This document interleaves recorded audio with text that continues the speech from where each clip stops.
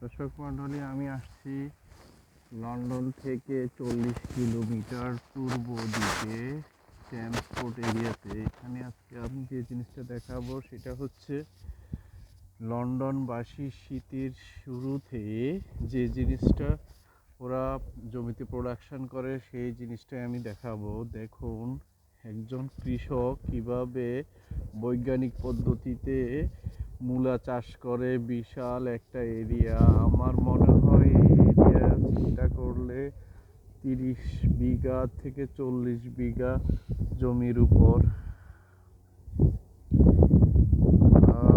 বেশি হতে পারে। আপনারা একটু দেখুন, এই পুরো এরিয়া জুড়ে মূলার চাষ করেছে ওরা। এই মূলা এখান থেকে বিভিন্ন দেশে রপ্তানি করে, প্লাস তাদের নিজস্ব কনজামশন আছে। এই কনজামশন দ্বারা সবজি উৎপাদনে ওরা দেশকে স্বয়ংসম্পূর্ণ করতেছে এই মূলা দ্বারা।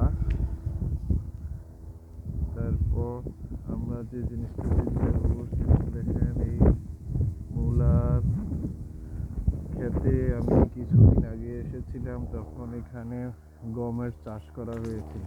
গমের গাছগুলো এখনো আছে কিছু। তো ওরা বিভিন্ন বৈজ্ঞানিক পদ্ধতির মাধ্যমে এই